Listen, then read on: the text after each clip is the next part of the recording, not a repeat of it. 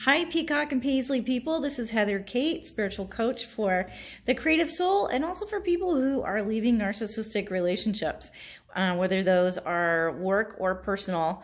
And one of the common denominators is gaslighting. And somebody asked about gaslighting recently, so I'm going to do a basic explanation of what it is and a basic approach to dealing with it, which is kind of how you deal with any narcissist. But gaslighting is a particular tool that some of them use, not necessarily all of them.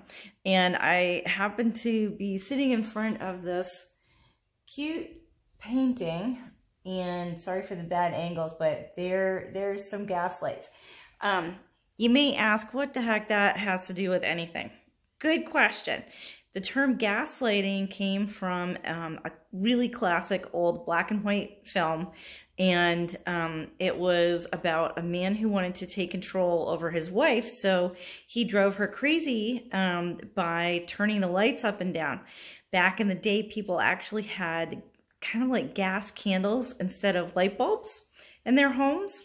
And so, you know, he would change things on her and then tell her that she was just crazy. And eventually, she actually thought she was crazy. She wasn't. He was the one ultimately, you know, truly who was crazy, as, you know, narcs are. But the term has stuck around. So when you hear somebody talk about gaslighting, it basically means when somebody is trying to manipulate you into doubting yourself, doubting your instincts, doubting the information that you have at your fingertips. It's a tool that not all narcissists use, but it's insidious. So I'm going to go through a basic explanation of what it is, how it can operate and harm you, and then the tools that you can use to deal with it. And this applies whether you're on the job, this relationship, you know, with somebody who's trying to gaslight you. It's whether it's on the job or at home. And by home, I mean whether that's family or a partner or, and then, you know, in some cases, you know, narcissists start trying to do this when you're just dating. If you're that lucky that you haven't gotten very far in and you're still just dating, run. I'm not going to mince words. So the basic foundation of this is manipulation. And they want you to give up your personal control and doubt yourself. So that's part of why a lot of the work that I do is about learning to connect with and work with and use and trust your instincts. So instincts are your direct connection with God. It's a gift from the divine, and everybody, everything has it. Animals have it, we have it, plants have it. But a lot of times we're taught to use our heads instead of our guts. And that's often if you have a narcissistic parent. So you may have been trained from a very early age to disregard your instincts. And I want to help you connect with them and trust your intuition. And then also I'll give you some tools for gathering evidence in case you need to have evidence to kind of back up your conscious knowing that you need to leave somebody. Because if you're at the point where you're looking at this video, you're ready. You need to know what to do, and that's why you're watching. So whether that's, you know, whether you have a horrible boss or a really terrible partner, this helps. This will help. So the other part of what they're hoping to do is they want you to give up hope. And hope is critical. You need to have hope. And what they want you to do is basically to turn to jelly and melt down. So although you're sweet, you are also strong. So be strong. Use your strength. If you are here, now, undoubtedly, you are probably an empath. You're a highly sensitive person. You care about people. You do what you can to help them. And this narcissist has probably been taking advantage of that. They look for people like us. And some people have a theory that we look for them to try to heal them. But, you know, kudos to you if you've been doing that. But there comes a point usually where you have to stop so that you can live and be you. You don't have to deal with that crap anymore. It's bullshit. So some traits that might describe you are that you are kind, compassionate, caring, loving, loyal, maybe to a fault. You're going to have to reel that in a little bit. Giving and forgiving. And all of those are important characteristics. Those are the things that define a really good person. But let's combine them with your strength, because you innately have that. Combine it with strength so that you're not being taken advantage of.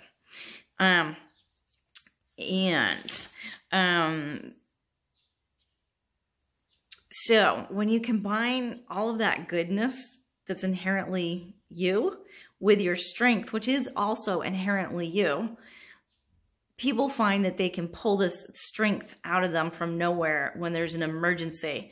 And it's easier to define or notice or talk about when it's something like,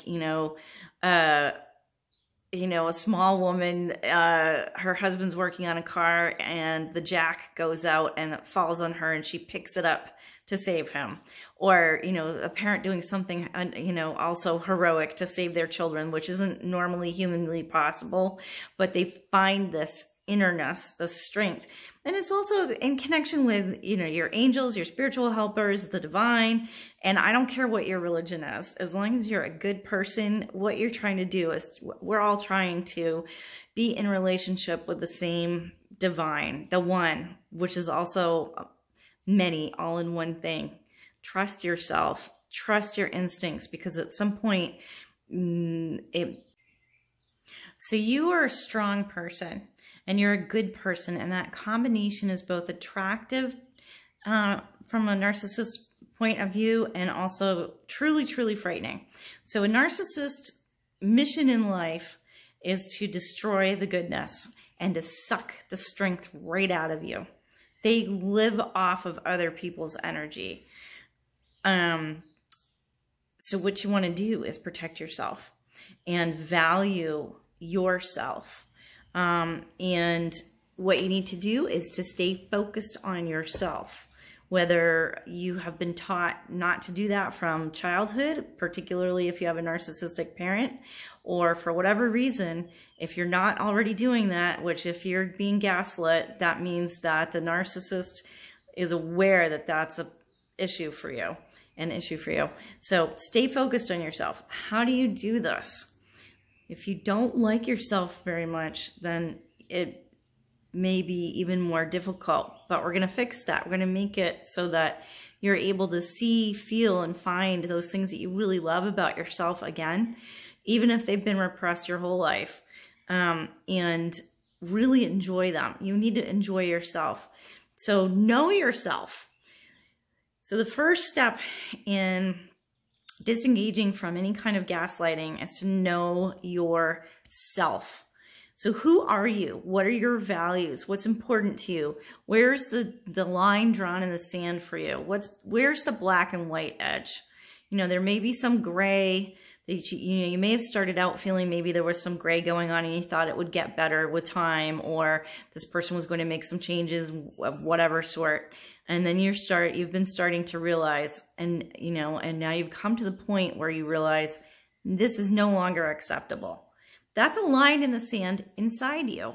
That's good. That's really good. That's really, really healthy. Now you have to maintain it. You have to keep a boundary, hold it, and don't let this person railroad you. Don't let them run over you. Don't let them push your boundaries. Don't let them flick your switches. So how do you do that?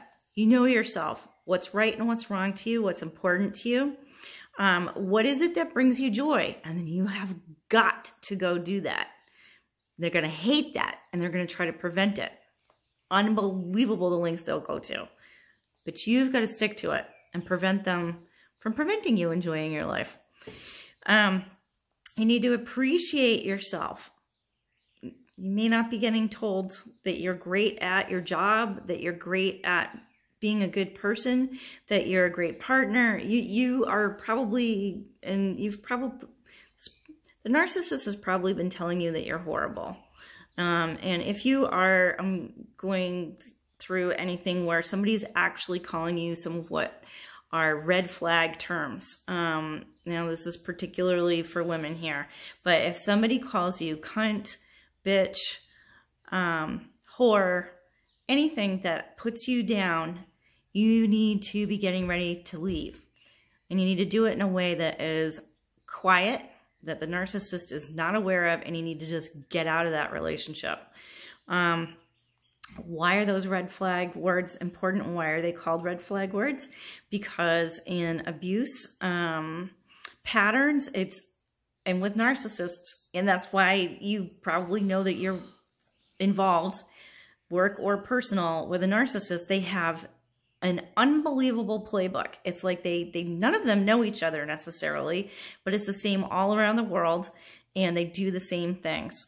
So it's just a pattern, and it often starts with words, and you think that they're going to stop, but it just gets down and gets worse and worse and worse. So then there's other types of abuse. So that's verbal abuse. There's emotional abuse, financial abuse. And if this person is your boss, then you're feeling probably like your life is dependent upon them being pleased with you. And so you've been trying to do a good job, because you probably want to do a good job. And then B, you've probably been turning yourself inside out, trying to do everything that this person asks for. The secret to this whole thing is that they are never going to be satisfied. All they want to do is torture you. They are the enemy. And that's an important interpersonal stance to take. So it's going to be a fine line, but you've got to hold this boundary.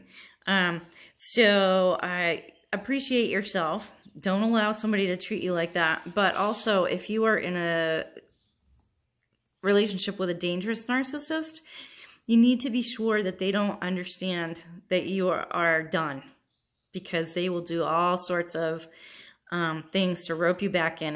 When they do the nice things, it's called hoovering. It's like a vacuum cleaner. They come back to suck you back in. But really all they want to do is suck you back in so they can treat you poorly again. You need to keep that boundary and say, no, not happening.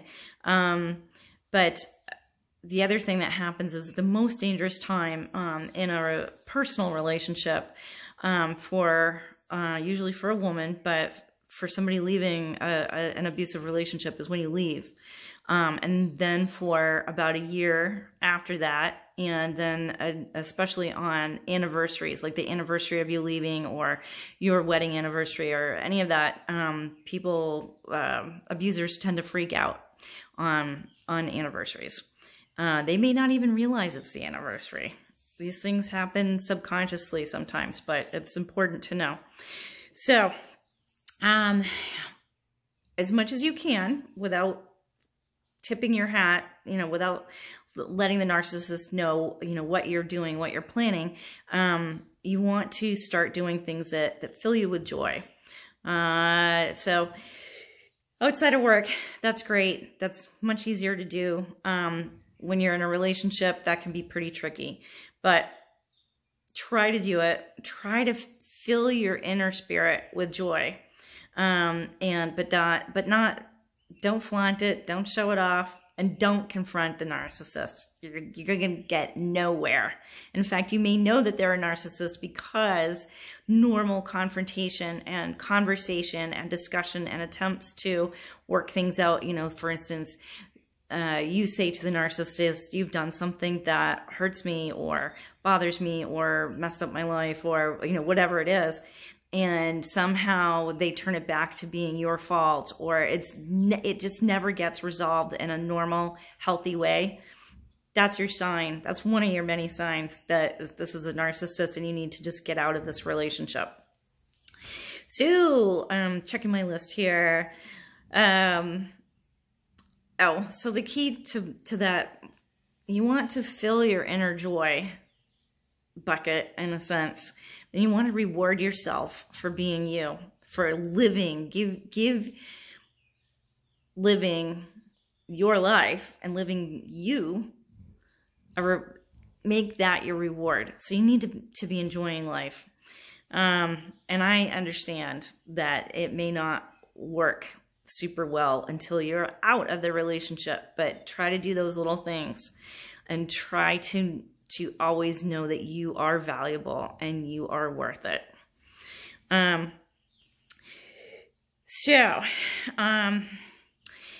One of the things that narcissists love to do is take advantage of you and get you to do their work. So if you have a bad boss, they want you to do all the work, and they are probably going to try to find ways to blame you for their failures. The only way that you can handle things like that are to set boundaries, be really, really clear within yourself and with other people about, what is your job? What is your role? What are your responsibilities? And CYA, cover your ass, paperwork, videos, recording, email, all of that works, whether that's your boss or somebody in your personal life. And then within a personal, in a business relationship, as a job situation, you have to be really clear about what your job definition is and your tasks, what the things that you're responsible for. But then on a personal level, it's the same thing, but a little bit of a twist. You will do this for other people up to a certain point, and then stop. Don't do anymore. That's enough. You've probably done way more for the narcissist than they ever deserved, and way more than is good for you. And it's not your job to save them. So it is your job to be good to yourself, because you're needed to help other people too, not just the narcissist. And then if someone hurts you, just walk away. If you're lucky enough to see this early enough, get out, walk away, and don't look back. All right, turn the page. So this is all a lot of hard work, but you're up to it, and I'm here to support you. So I will look forward to working with you if you'd like that. And then I also have, self-paced courses that you can do privately, and I also offer coaching, which you can find, all these things you can find on my website, www.peacockandpaisley.com. And the narcissist does not need to know these things that you are doing to heal yourself, to regain enough strength to do what you need to do to take care of yourself. And the narcissist doesn't need to know that you're going to leave. It's really important that they don't know it until you have all of your ducks in a row and you're ready and good to go, and basically until you've already gone. It's the only way to be safe. So whether that's physically or socially or your business reputation, your position at work, it's actually really important to get everything together and do it while the narcissist doesn't realize what you're doing. Okay. So it can be hard to think of all the ways in which you need to protect yourself, but that's a really important part of it. Don't confront them and plan your escape and get out. Don't discuss it with others. So this can be hard if you're looking for reassurance from other people, because you're doubting yourself. Narcissists can be super sneaky and infiltrate and manipulate the people around you and turn them into what are called flying monkeys. This is another narcissist world term. And basically it's from the Wizard of Oz. It's based on the Wicked Witch's flying monkeys that would fly out and go do her bidding. It's not a fair term to monkeys, but it's unbelievable to watch it in action.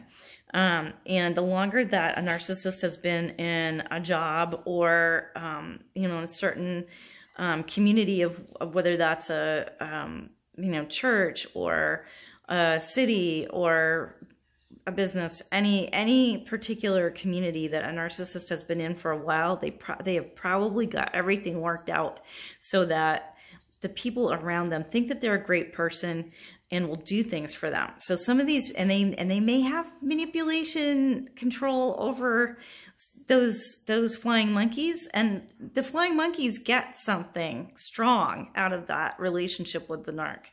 They may or may not realize that they're being used, that they're just tools, you know, or they may be doing it willingly because of whatever it is that the narcissist can provide them with, in addition to, you know, usually a narcissist is sexy and charming and fun to be around. They have a way of drawing people in. Those flying monkeys get off on something to do with the narcissist. And it doesn't matter. Let them play their games together. You don't have to participate anymore. So that's why it's best not to discuss it with people, because if you're not entirely sure who is on your team and who may have been manipulated, then it's going to get back to the narcissist and it will make things very difficult for you. Because one of the jobs that flying monkeys do is to spy on you and then to try to manipulate you. The narcissist sets all that up. They're really, I mean, yeah, I give them credit. They're smart. They're usually really smart and capable. And then there's an element that, from my perspective, is evil. And that evil helps the narcissist in, you know, just like the divine and the angels help us, evil helps the narcissist. It's insidious. So a key element to keep in your mind to help you as you are disengaging from any kind of gaslighting or with a narcissist for any reason is don't feel bad for the narcissist. They are in it to win it. They do not care about you. I'm going to say in footnote, there can be more complicated cases where in some ways they do care about you, but ultimately they're going to destroy you. That is their mission. That's their job. And they are setting you up, and chances they've already hurt you. So don't let them do that anymore. Because this rarely lasts for a lifetime. One person can never supply a narcissist with everything that they need, energetically speaking, ever, for their whole lives. Narcissists are constantly cultivating out an additional supply, multiple people. And so that's why that's part of narcissists are usually sexual cheaters. So if you're in a, you know, if we're talking about a personal relationship for you, they're probably having sex with other people, or at the very least, they're setting it up so that those people are available as soon as they snap their fingers, and they're drooling over them, and they're just crying at night, waiting for the narcissist to leave you and to go to them, or whatever. But most likely, they're already having sex with other people.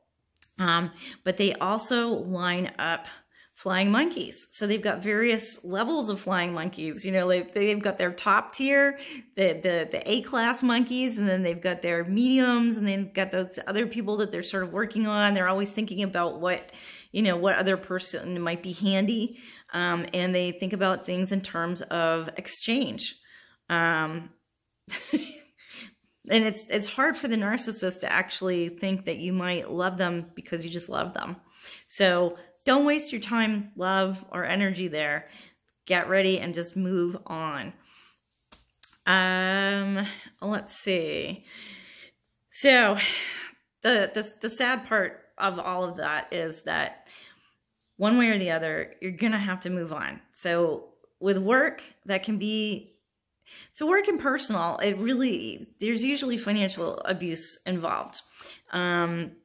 So work, you're probably thinking, what if I can't get another job? What if I have no other way of bringing in money? And, you know, we're in the midst of some severe challenges around the world with this right now. So that's all completely reasonable. But you've got to do things to protect yourself, because otherwise you'll be out of a job anyways. And the sooner you get out of that job, the better it will be for you professionally, because the narcissist will pretty much undoubtedly get to the point where they're going to trash your reputation. Whether that's personal or work, that's one of their key things to do. Definitely after you've left, but they've probably been sowing the seeds before you leave. And that's part of what you're, if you're feeling some level of anxiety about what's going on, that's you're probably quite aware of it, whether you're consciously aware of it or not. It's already happening. So if these people are your parents or other family members, you've got to pull away and provide yourself with some inner distance. Again, keep in mind that whatever your choices are in regards to this, they will never change. They will always try to harm you. If God is able to work with them and in their free will, because God doesn't force anybody, then yeah, okay, that would be great, but it's not your job. Your job is to protect yourself and to enjoy your life. So, and if it's your partner that we're talking about, then, like, as I've said, you've got to leave them, but you first secure your life. There are a lot of aspects to that, to doing that. And if it's just somebody that you've been dating, it's the same thing. Secure your life, lock it down, and then discard them. And if somebody gets to the point where they discard you, freaking let them. You don't have to tell them, but as soon as the door is shut, dance a jig of joy. Let them go. It may hurt and it probably stings your pride. Let them fucking go. Be glad that they have left and don't let them back. They're doing you a favor by getting out of your way and not torturing you anymore. But when you leave, narcs usually try to retaliate, so be prepared for that.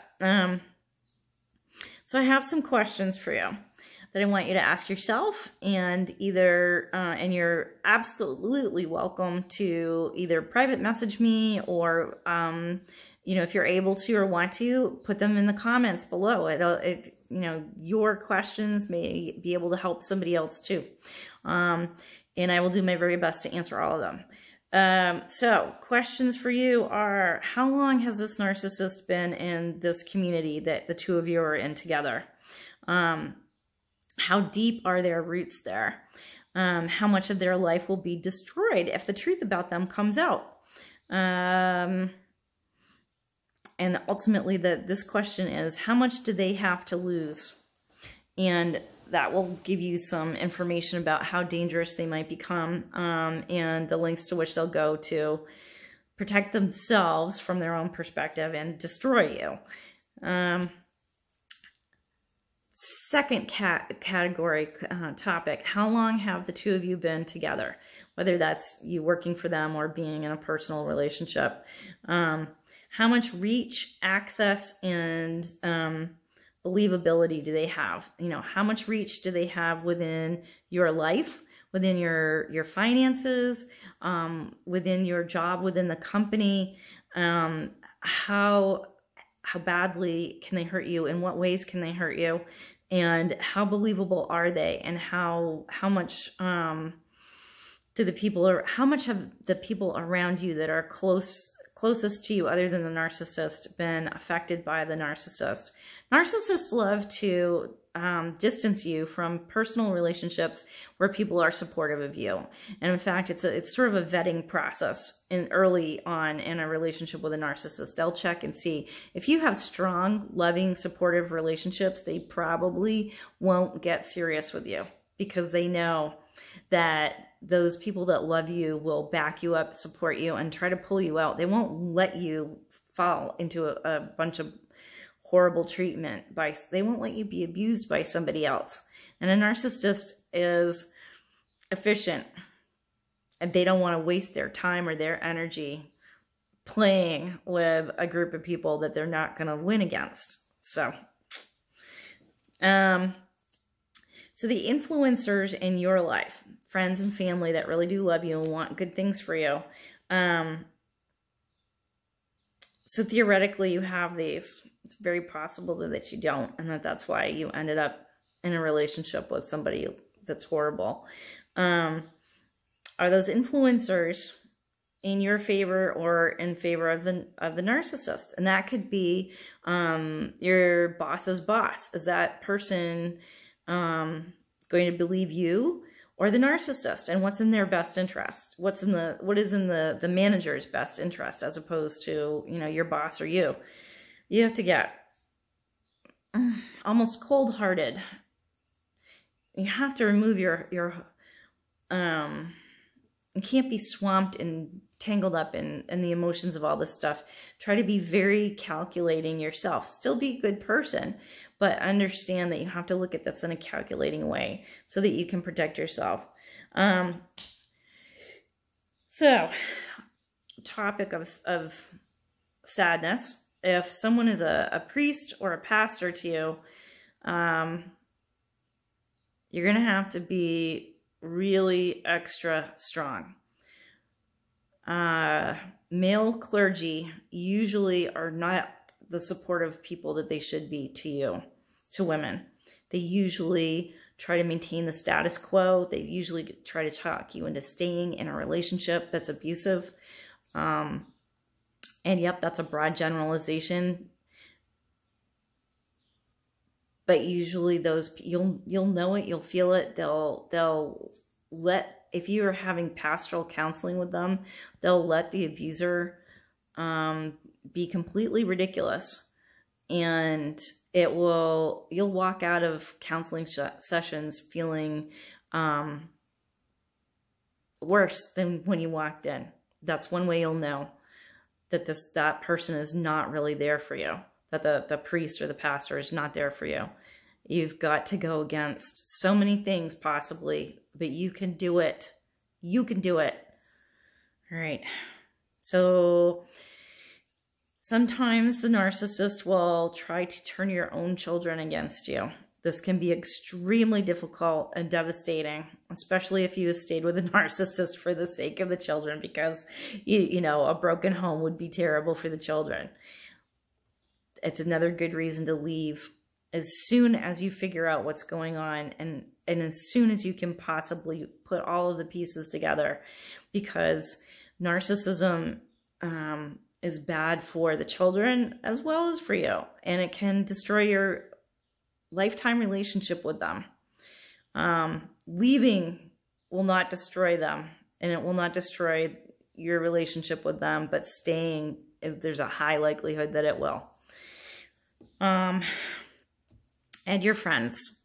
If they're really your friends, they're going to support you. But if you've been through the mill and you've been in this relationship for decades, then it is entirely possible that you're going to be walking away from your whole social circle, which is difficult. But again, you can do it.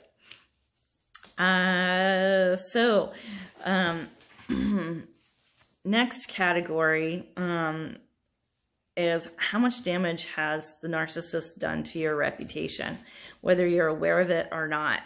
And people who've stayed in long-term narcissistic relationships, personal ones, are often aware of some of the things. But the sooner you get out, the better. It's like pneumonia. If you've ever had pneumonia, it usually takes 2 to 3 times as long to recover from pneumonia to heal your lungs as the period of time that you had the pneumonia. So say you were sick for 6 months, it can take 1.5 years to get your full lung capacity back. The sooner you're able to diagnose it and get out of it, the faster you're healed up. Same thing. All right. And the other primary topic is, and it's all connected, what can they use against you? And there's such a long list with all these things. I will put more lists up on my website so that you can be thinking ahead of things that you might need to plan for.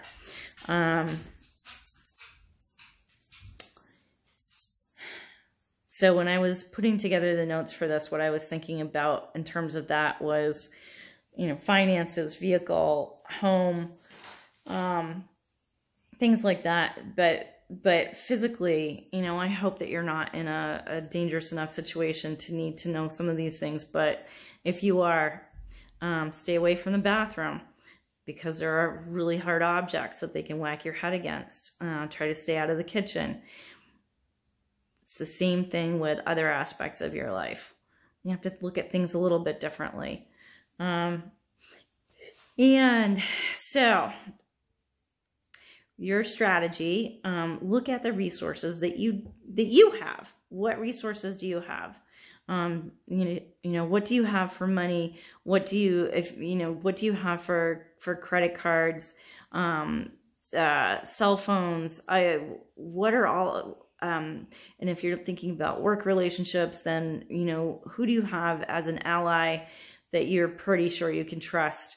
If you need to leave that company and you're going to have, hopefully you can do it before the narcissist finds out and tries to, pull the rug out from under you. But who else besides your boss can give you recommendations or help you network? All of those things. You want to look at everything that you have and all of the people that you know as resources. For now, once you get out of this crisis, then you can go back to being a normal human being again. But in the meantime, try to think about things in a way that may be difficult for you. But as you're doing that and acknowledging how difficult it is, you're going to end up acknowledging why it's so difficult. And that's also devastating, but it's a good reminder of why you need to keep going. So I feel like I've been leaving this part out a little bit. And I have some more things to get to, but I want to emphasize your connection with the divine. So pray, ask for help, ask for divine intervention to get you out of this situation and to give you good situations to get into, to give you new relationships that are healthy, to heal your heart, your soul, your spirit, your mind, your body, your finances, everything. You can ask for help. Okay, so back to the regular list here, and that includes making lists. So when you're leaving, if this is a personal relationship, it can be very hard if you're in love with somebody to leave. But that age-old pros and cons list thing is helpful. You can write down the good things, but also write down the bad things. And continue to add to that list, because until you're done with the narcissist, it will continue. And keep reading that list. Document everything. Keep text messages, screenshot them. Keep emails, video things, record things. Keep copies of legal documents. Keep a paper trail. This is both to help you remember that this person is somebody who's dangerous for you, and also to help you if you end up in a legal situation. You may need all of these things. And if you need tips on the things that you need to think about and ways that you can do this, because you need to make sure that the narcissist can't find these things while you're gathering them or get to them later to destroy them, let me know.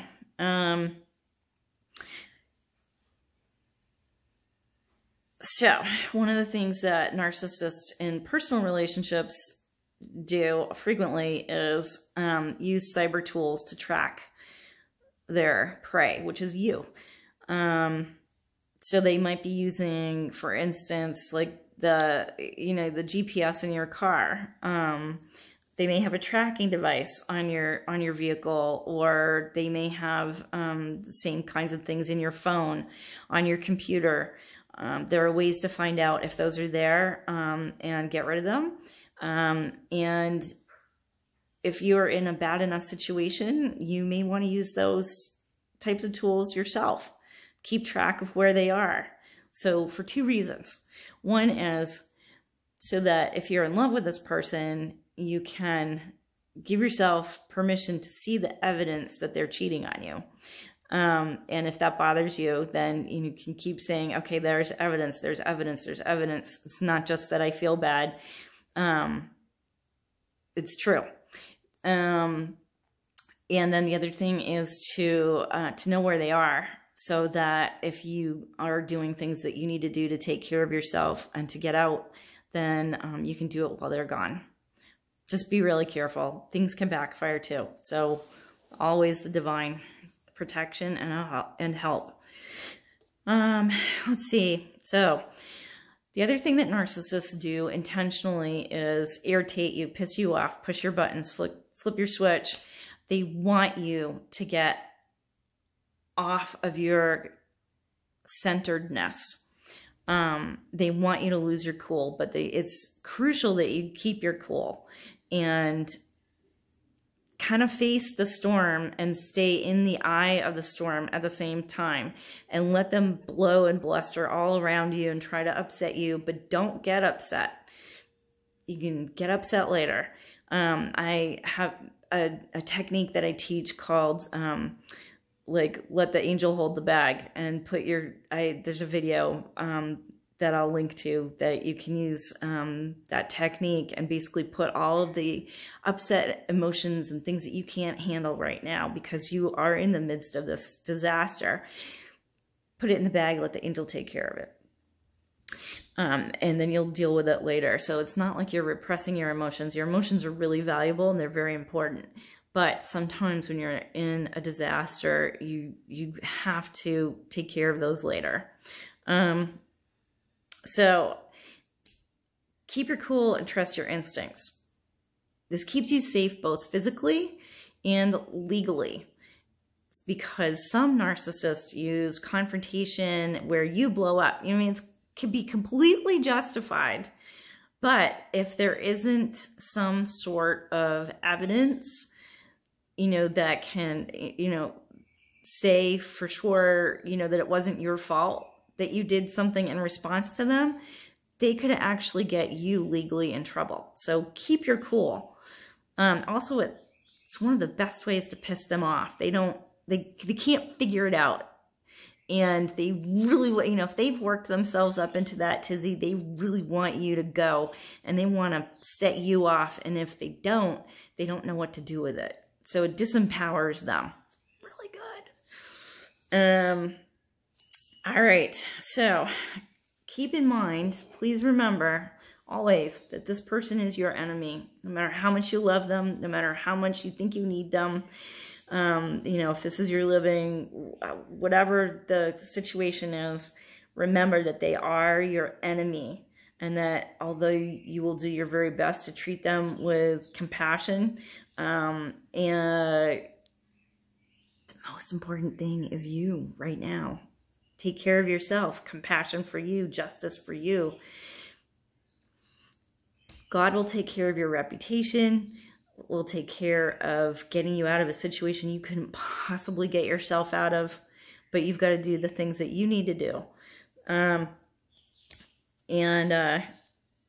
of that is remembering that they actively want to hurt you. These are not accidents. It's not because they have addictions, you know, all of that stuff. You have to stop forgiving for a while, at least, you know, possibly. The forgiveness thing is challenging, but don't forgive them and let them off the hook. Forgive them and let yourself off the hook and out of the bag that they put you into, because they will continue to hurt you if you let them. You should never have to deal with any of this, ever. You're a good person. You're a strong person. Combine that. Know who you are. Set your boundaries and love yourself.